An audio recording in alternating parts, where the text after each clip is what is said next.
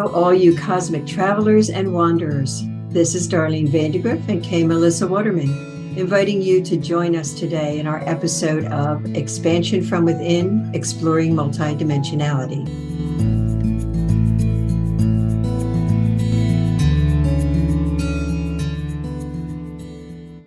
Well, hello, everyone. We're back. We're on episode 47. Today, we're going to talk about Dharma. And I can tell you, I don't know anything about Dharma. So you're going to teach me today. Yes, I think a lot of people have questions about what is Dharma. When you hear about it, it's a referral from the Buddhist, and then what do the evolves have to say? So I have something from the evolves. Would you like me to read that? That'd be great. Okay. The reason you, as a spirit, chooses to incarnate as human is primarily to have a mission, purpose, or dharma. It is a truth which is part of the cosmic order. A playground of experience awaits humans. However, the embodying of spirit into the denser vibration assures the memory of the mission to fall away. Life offers many more other options, and staying on track or coming back to your truth is always the intention. For some, their mission is not accomplished due to choices that pull them into an opposite direction. That is why humans continue to incarnate as humans. It becomes not only about karma, but a drive for completion. One's dharma is also not always altruistic in nature.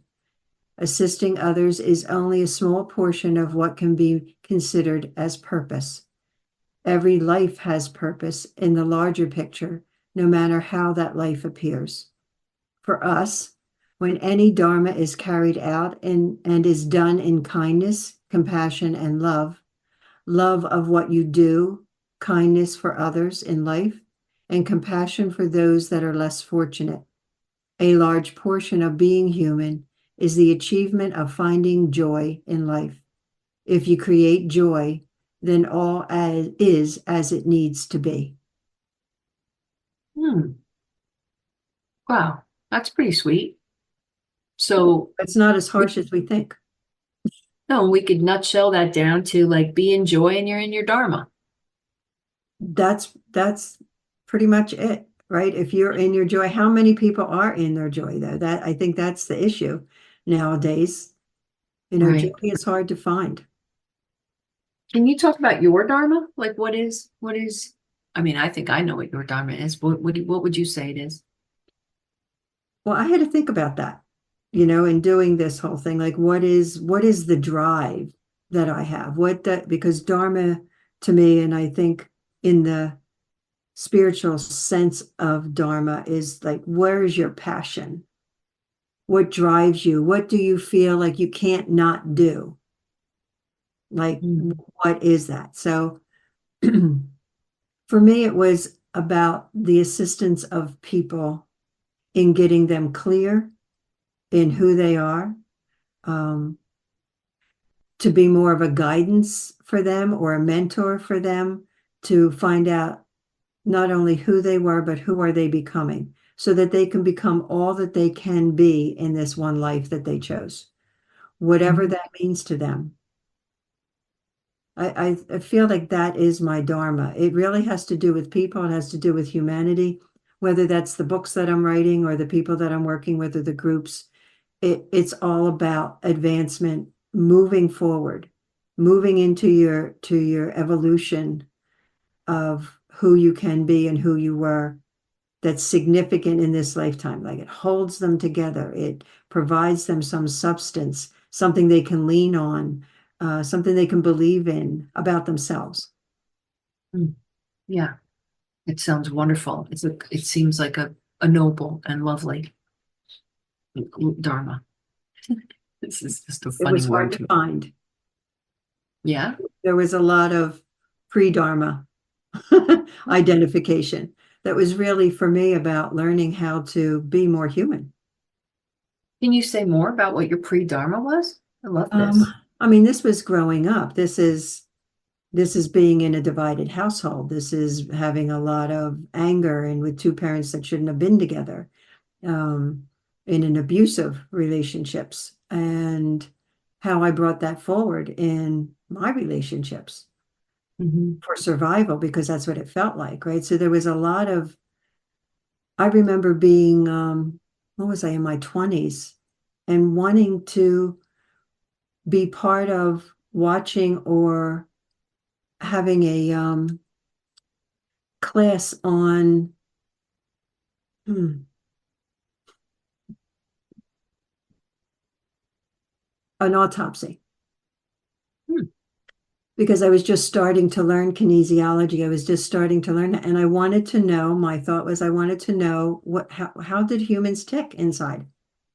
I was Mhm. becoming more aware. I've always been fascinated with the human body because my mother was always ill and I wasn't even supposed to be here because of illness.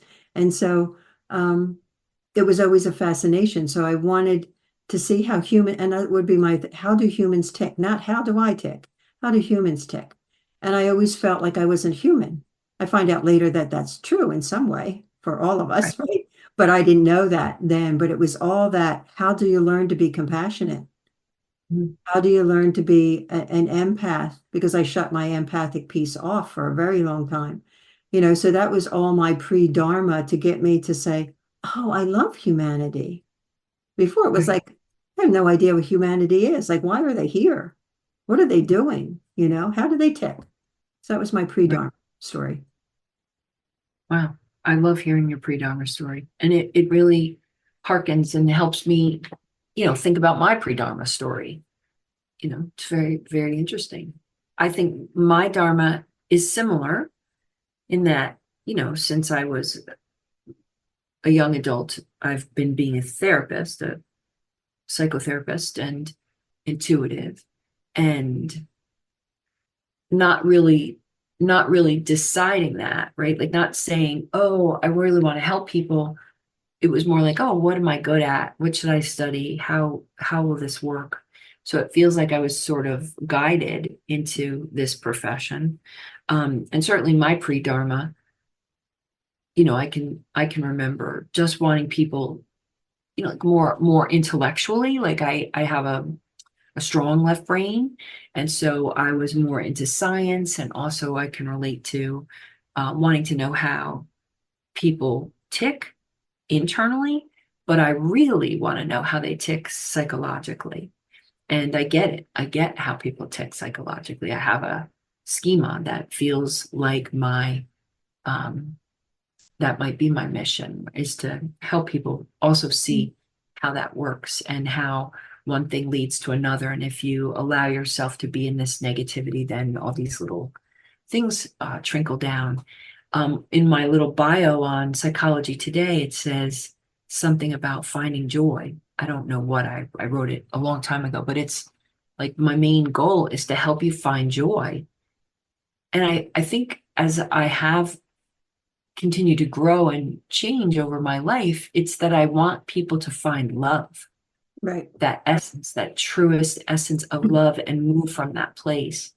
Um, yeah, I have lots of little, like I keep thinking I'm going to do some Instagram stuff, and I have all these little things made, these pictures with words on it about, you know, love, about how to love each other, about how to find our way out of all of the things that bug us so bad about other humans, which is what we tend to focus on, and how to move into, wait, when do I do that? How do I do that? Am I that? Am I the thing I hate is really in me?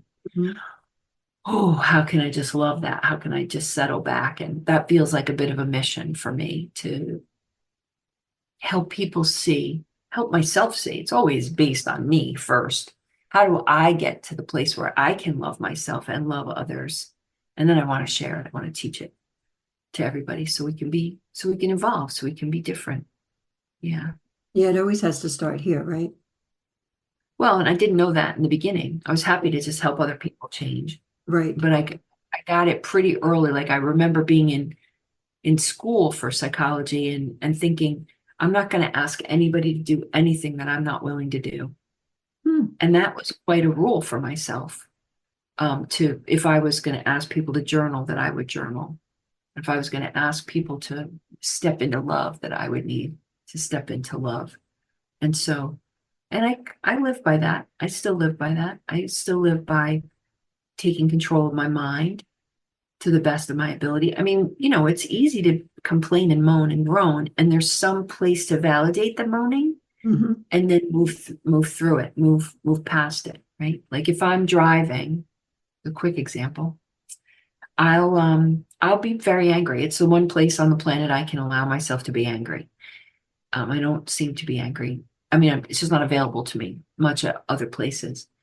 But if a car cuts me off, oh, I'll give them the what for in my mind, right? And then I'll bless them and say, I'm sorry, you're probably in a hurry. Maybe someone's dying. Maybe you're on the way to the hospital.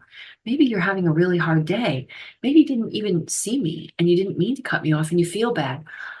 I wish you the best on your way. And I'll send a little prayer, and I won't let me just stay in the curse mode, right? Because Right. it feels like energy that's going out, and I'm all about the love. So I try to send them love. Yeah. Yeah, you want And to vibrate. yeah, sometimes it takes a while to get there, right? Yeah. Sometimes it takes a minute, but it's worth the minute of trying to me. Yeah. It's interesting as you're talking and you're all about the love. I can tell you that that was not a word that I ever grew up with or ever saw. And it took Mm, me years that if mm, a client would say they would leave and they would give me a hug and they would say, I love you. And I would say, yeah, you too.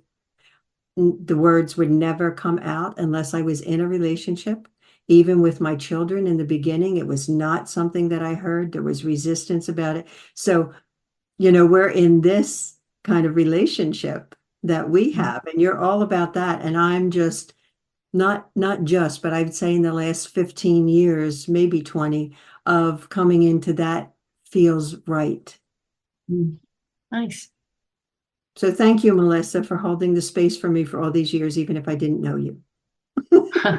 My pleasure. It was super easy.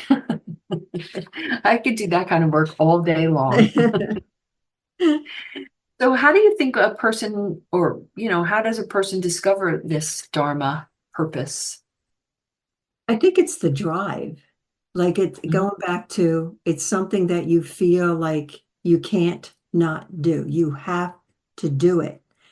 And if you take a look at the synchronicity, like Dharma as a mission, as a purpose, really comes in fairly early in our life. It's not like we turn 21 and then all of a sudden it's like, oh, I want to do that. And it Right. feels like it's coming in even earlier for children now. Like Mhm. their interests, their desires, how they ask questions, how they are in school and what subject and all of that feels like it's much more present than maybe when we were growing up.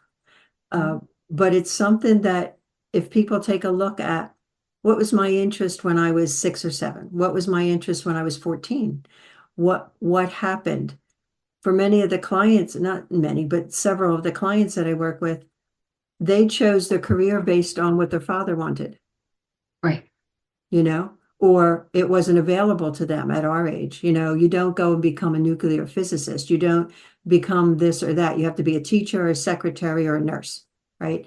That was the expected piece. But I think if people can look at what was their passion when they were younger, even because they coincide, your dharma or your mission coincides with creativity, right? And if your creativity was blocked as a kid, it didn't have any value in your family, or it was ridiculed, or you're not good enough, then your dharma kind of gets um, waylaid, or you don't see the full value of it. Because there's creativity in every dharma, I believe, in one way or another. That doesn't mean you're going to be a painter. That doesn't mean you're going to be an artist in any way, or a visionary, or any of that. But we are the only beings on the planet that really create consciously.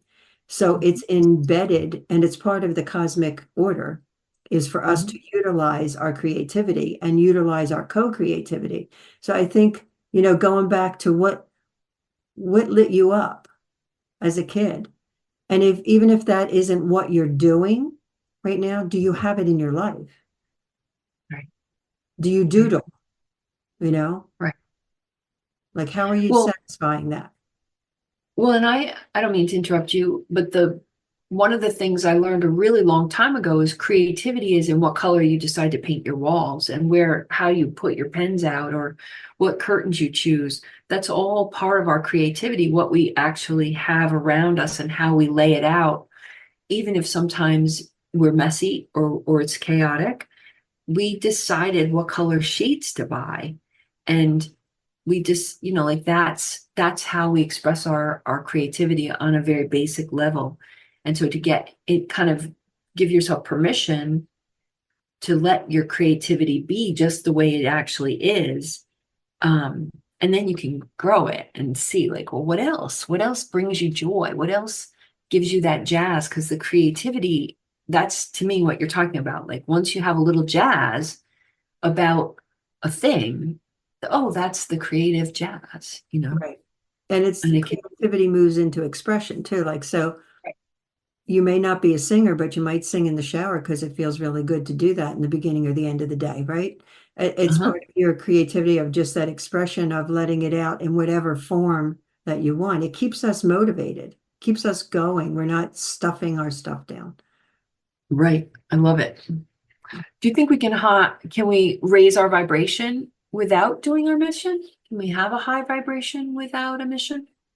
Well, there's high, a high vibration. I think we always have choice, right? And sometimes that mission is waylaid. Sometimes people don't find their mission till they're well past, they're in their retirement and they go, oh, wow, I didn't even know this existed. Um, so can we raise the vibration? I think that there's other ways to raise our vibration, whether that's meditation, connection, love, all of that. Maybe that's not part of our so-called Dharma, in a big way, but it raises our vibration. I don't want to say that you can't do that. That feels very judgmental and very not accurate. Sure. That makes sense. I mean, it seems like there are lots of people that are, I guess what I want to say is that our Dharma doesn't always have to be about the evolution of man, right? Or like for you and I, we're talking about helping humans be their best selves, to put it as short as I can. But somebody else's Dharma can just be being in joy in whatever it is they're doing, Hmm. right? I Yes, think that writing that you just read is that the joy is the ticket, joy is right. the key. And so if you're in joy, you're having a higher vibration, maybe while you're figuring out your mission, while you're trying different things and seeing. I mean, so many of my clients are butterflies, right? They go from job to job, Mhm. literally whole careers to whole careers, and they're not doing it the standard, get a degree, go into a job, stay for 25 years, get a retirement fund. They don't do it that way at all. I wouldn't know how to tell what their dharma is in their little flitting about from job to job. And I don't say flitting in a pejorative way at all. I think it's beautiful. I love it. I think it's valid. Their dharma is their joy, right? Their love. We're back to the love. Do they love what they do, Right. or being that flinting butterfly? Do they do that? Like, is that part of their dharma is to find their joy in one of those things that they do?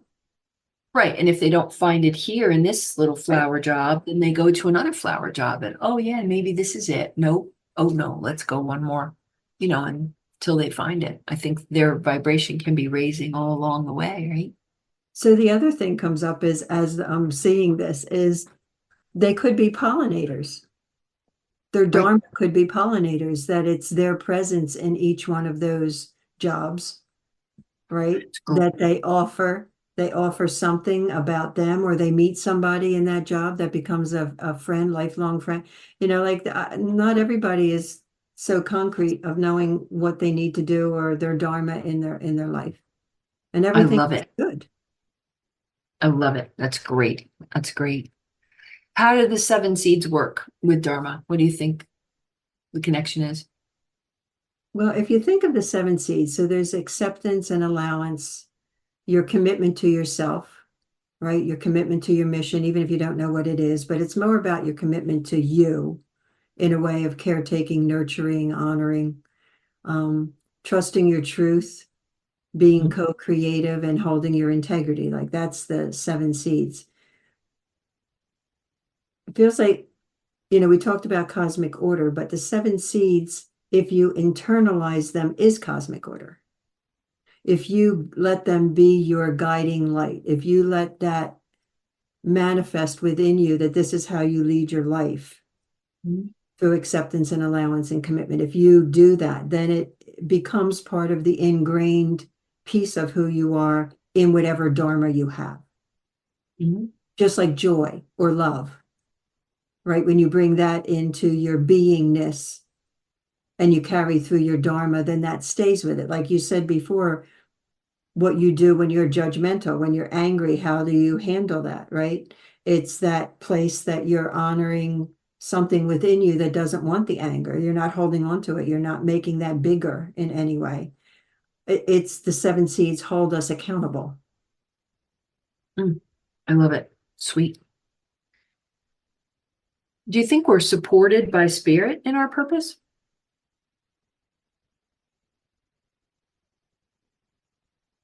The word always, you know, Mhm. always. There's no judgment saying, wow, he or she chose to be this, and wow, that's much less than what they're capable of, but boy, they chose that. There's no there. It's like, I don't get it. Why did they do that? There isn't that on the spiritual level. It's like that's their choice. Let's help them out with that. Or Right. that's their choice, and maybe you've been a little sidetracked, so let's put these things in front of them that maybe they can understand. Synchronicity, dreams, a person says something to them, but it's the awareness of the individual to open their eyes, or be aware of what's being put in front of them. And some people don't, they're in survival. How could they? Right. That's right. That's true. I don't want that judgment. I wanted to make a joke and just say, well, no, that's not spirit's role. That's my mom's role. Like that's the mother's role. Um, how is our Dharma, do you think, how is it connected to our past lives? I didn't think that it was, but in in my own integration process with many of my seven of my lifetimes that they're integrating as we speak. Um, there was the Dharma that started back in my first recognized incarnation was to be all that I could be. And that still Right. holds true. I think that there's threads of that through what I'm seeing in the other lifetimes that I existed. I think there's threads of that. There's threads of helping people. There's threads of understanding more clearly of life, along with a lot of times of being accountable for when I did screw up, right? For when I did hurt people, for when, and how I punished myself for that. So that Dharma thread does feel like, I don't know if that's for everyone. I think Mhm. if you start to investigate the significant timelines that you existed before and after this lifetime, I think that there's probably more of the Dharma kind of going through lifetimes more than it is not. Interesting. I love that. Can we change our mission? People are changing their mission. And in this completion process, which I find fascinating, is we're not just taking the Dharma from the time that you were brought in and what you brought with us to the last breath. We're taking our Dharma to a place where you have completion. And that can be 50, 60, 70 years old. And then it's in the co-creative process. Now what? Now what do you want to Right. do? You're still breathing. You're still here. Wow. What do you want to do with that? And there's quite a few people that are coming to that place. I believe that COVID offered us that in some way of the reset. I can leave my job. I don't have to do that. I have an excuse now. I can stay at home with my kids. And we're still in some of that transition. Right. So our Dharma could be completed in some way at an earlier age than maybe where it used to be 100, 200, 300,000 years before. Ah, that's great. Do you think we can know if we're on the right track, if we're fulfilling our mission, our purpose? I think there's an inner knowing that, Mhm. wow, I'm not happy, right? That's one of the ways. I'm not happy. I'm not happy in my job. I'm not happy where I live. I'm not happy in my relationship. You know, is that a woundedness that really needs to be looked at? Like with going to diving deeper into where is that happiness blocked? Are you even allowed to have it? Are Mhm. you allowed to have joy in your life? I think that's the first way of looking at it. But once that feels more free, more open, more available, then it's really asking yourself, what would make me happy? Some people, they don't know because I think their dharma is coming in the not knowing anything. Like they can't make decisions unless there's something coming at them, Right, offered to them. They can't on their own make a decision that feels comfortable to them because they need the sometimes approval, or they need somebody to invite them in, or they need something coming from the outside so that they can move into it. I think that right, could be part of that person's dharma, is that they want to come in just like the butterfly, but they want to come in a different way of not being empty. right. Yeah. It sounds shut down. It does sound shut. That's why you have to look at the shutdown first. Right. Cool. Is there anything else that you want to talk about Dharma, or that the evolves have to say about Dharma before we end?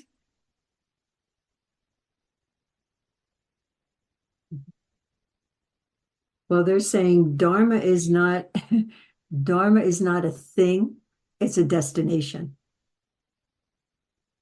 Oh, It's a destination that leaving this physical body and reflecting on who you were or whatever gives you at that moment the place of looking at your dharma. Did you complete it? Are you leaving in joy? Are you finished whatever you were, wanted to accomplish in this lifetime? It's like that's a piece of dharma too. It's not just the mission of do do do do do. It's the reflection of who you have been. wow. And then you bring that into, if you choose, you bring that into your next incarnation. Great.